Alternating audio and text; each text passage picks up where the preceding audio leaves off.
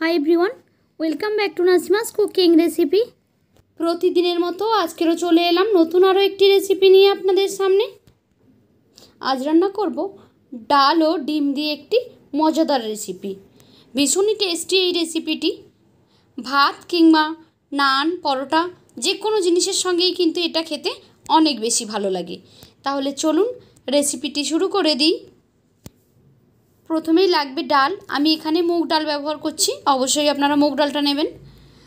मुग डालटाके आमी 2 घंटा जले भिजिए रेखेछिलाम। खूब भालोभाबे 2-3 बार जल दिए धुए निয়েছি, तारपर 2 घंटार जन्य भिजिए रेखेछिलाम।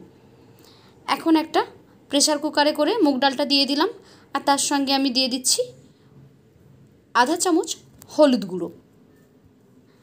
এখন এটা গ্যাসে বসিয়ে দুটো সিটি মেরে নেব, অথবা আপনারা এমনি এটাকে সেদ্ধ করে নিতে পারেন যতক্ষণ না এটা খুব ভালোভাবে কুক হয়ে যাচ্ছে ততক্ষণ পর্যন্ত।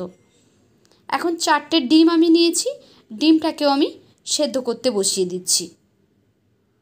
8 থেকে 10 মিনিট মতো সেদ্ধ করলে ডিমটা খুব ভালোভাবে সেদ্ধ হয়ে যাবে। ডিমগুলোকে আমি সেদ্ধ করে নিয়েছি। এখন একটা ছুরি দিয়ে এভাবে গোল গোল করে কেটে নিচ্ছি। দেখতে পাচ্ছেন কিভাবে আমি কেটে নিচ্ছি। একই রকমভাবে সব ডিমগুলোকে আমি এখানে গোল গোল কেটে নিলাম। তারপর গ্যাসে একটি কড়াই বসিয়ে দিয়েছি, দিয়ে দিলাম পরিমাণ মতো সাদা তেল। এখন এর মধ্যে দিয়ে দিলাম একটা দারচিনি, 3টে লবঙ্গ, 2টো এলাচ আর একটা তেজপাতা। একটু সময় এটাকে তেলে নাড়াচাড়া করে নিচ্ছি 30 সেকেন্ড মতো প্রায়। তারপর দিয়ে দিচ্ছি একটা পেঁয়াজ কুচি।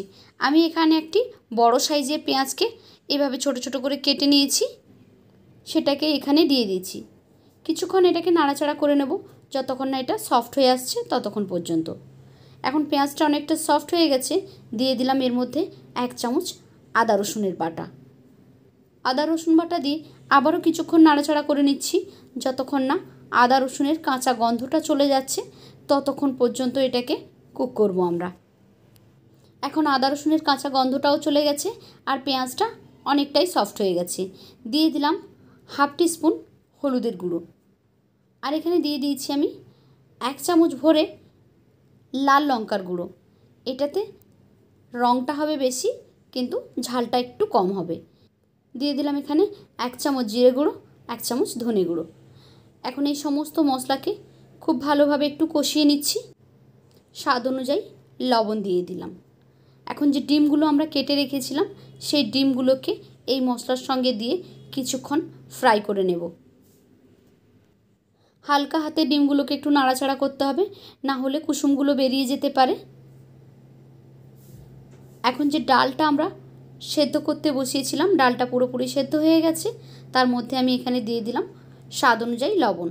লবণ দিয়ে একটা চামচ দিয়ে এভাবে নাড়াচাড়া করে নিচ্ছি। ডালটা একেবারেই গলে গেছে।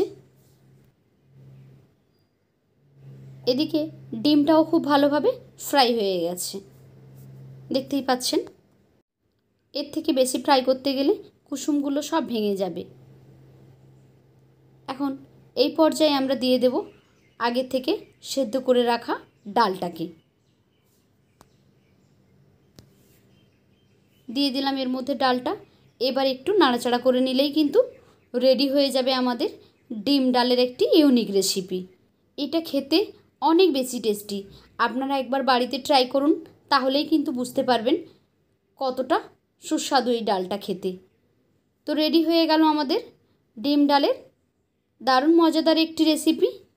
এখন উপর থেকে একটু গরম মশলার গুঁড়ো ছড়িয়ে দিলাম, দিলেই কমপ্লিট আমাদের রান্নাটা। তো কেমন লাগলো আজকের আমার এই রেসিপি? যদি ভালো লেগে থাকে তাহলে লাইক, কমেন্ট অ্যান্ড শেয়ার করবেন। সব শেষে উপর থেকে ছড়িয়ে দিলাম ফ্রেশ ধনেপাতা কুচি। ব্যাস, এটা সার্ভ করার জন্য একেবারেই রেডি। এরকমই সমস্ত সহজ সরল রেসিপি পেতে আমার চ্যানেলটিকে সাবস্ক্রাইব করে বেল আইকনে ক্লিক করে নোটিফিকেশান অন করে দেবেন। তাহলে যখনই আমি কোনো নতুন রেসিপি আপলোড করব সেই ভিডিও সবার আগে পৌঁছে যাবে আপনাদের ফোনে। তো আজকের মতো এই পর্যন্ত। ফিরে আসবো আবারও অন্য কোনো দিন অন্য কোনো নতুন একটি রেসিপি নিয়ে। ততক্ষণ সবাই ভালো থাকুন, সুস্থ থাকুন। Bye bye.